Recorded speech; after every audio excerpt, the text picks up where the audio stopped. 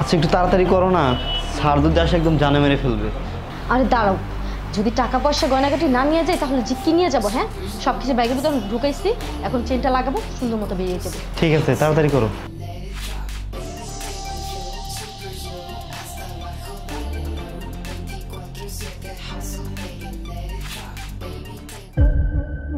কি ব্যাপার মাহি, ব্যাগ গোছানো, কোথায় যাচ্ছ তোমরা? আমি আমাদের বাড়িতে যাচ্ছি, তোমাকে বলা হয়নি। ওই যে আমাদের বাড়িতে আমার এক কাকা আছে না, আমার বড় কাকা, খুব অসুস্থ, বুঝতে পেরেছো তো? মা আমাকে খুব জরুরি কল দিয়েছে যে ওখানে যেতে হবে। উনি নাকি মৃত্যুর সাথে পাঞ্জা লড়ছে, জানো, তোমাকে ফোন দেওয়ার আমি সময় পাইনি, তাই ভাবলাম ওকে নিয়ে আমি চলে যাই, তোমাকে আমি পরে ফোন দিয়ে বলবো যে চলে আসতে। তোমার চাচা অসুস্থ আর আমি জানি না? আমাকে একবার ফোন দিতে পারতে। ওই যে বললাম সময় ছিল না, মা জরুরি ফোন করেছে। ভালোই হয়েছে তুমি যখন এসে পড়েছো, তাহলে তুমিও আমাদের সাথে চলো। না না, আমি যেতে পারবো না, কারণ একটা ফাইল নিয়ে অফিসে যেতে হবে, জরুরি ফাইল। তুমি তুষারকে নিয়ে যাও, আমি পরে যাবো না, ঠিক আছে? আচ্ছা তুষার সাবধানে নিয়ে যাস। হ্যাঁ আচ্ছা, চলে এসে কিন্তু। হ্যাঁ আচ্ছা ঠিক আছে।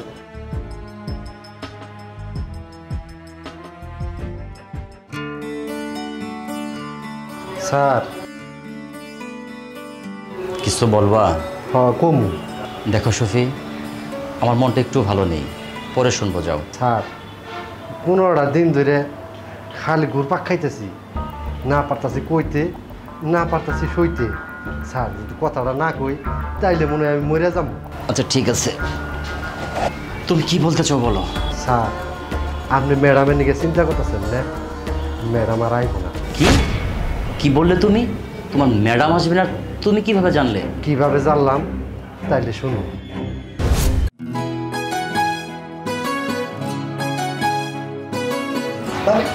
আরে ভাবি সব কি করতেছেন? কেউ তো দেখে ফেলবে। এই চুপ করো, কে দেখবে? বাসার ভেতরে এখন তুমি, আমি আর কেউ নাই, ঠিক আছে? আচ্ছা, তোমার কাছে যে কথাটা বলতে আসা, আমার না এখানে ভালো লাগছে না। চলো না আমরা দূরে কোথাও হারিয়ে যাই। এটা আপনি কি বলতেছেন? আপনি আমার সাথে দূরে কোথাও হারিয়ে যাবেন মানে? বোকা ছেলে, কিচ্ছু বোঝে না। আমি বুঝতে পারছি তুমি কি বলতে চাও। বলতে চাচ্ছ যে তোমার টাকা পয়সা ব্যাংক ব্যালেন্স কিছু নাই, তুমি আমাকে নিয়ে কি খাওয়াবে? শোনো, তুমি এই ব্যাপারটা কোনো চিন্তা করবেন না। আমার হাজব্যান্ডের কিন্তু কম টাকা নেই, আমার কিন্তু অনেক গয়না আছে। তুমি আর আমি ওই সব নিয়ে অনেক দূরে চলে যাব, যেখানে তোমার স্যারের মতো কোনো লোক না থাকে, ঠিক আছে? নিয়ে যাবেন আমাকে? তুমি এটা কি কইতাছো? আমি তোমার কতটা ভালোবাসি আসলে এটা আমি তোমার কখনো বলতে পারি নাই, কারণ আমার সাহসে কখনো হয় নাই যে আমি তোমাকে বলবো। তুমি যেহেতু আমাকে এতটা ভালোবাসো, অবশ্যই আমি তোমারে নিয়ে অনেক দূরে চলে যাব।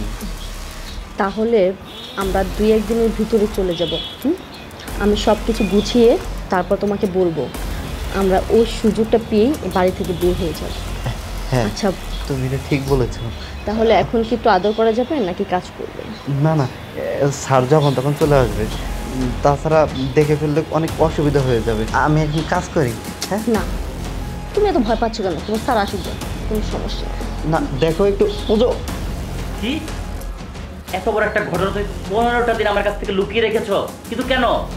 স্যার ভয়ে, যদি আমার চাকরির থেকে বাই বেড়ে দেন, এই ভয়ে আমি কইতে পারি নাই। কিন্তু আমি এই বুকে চাপা দিয়ে থাকতে পারলাম না, তাই আমি কইলাম।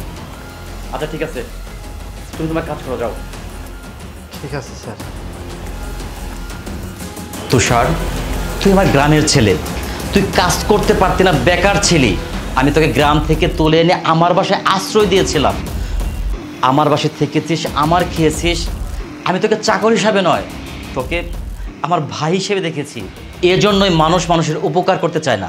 আরে আমি তোকে যে উপকার করেছিলাম তার প্রতিদান স্বরূপ ছুরিটা আমার বুকেই বসিয়ে দিলি।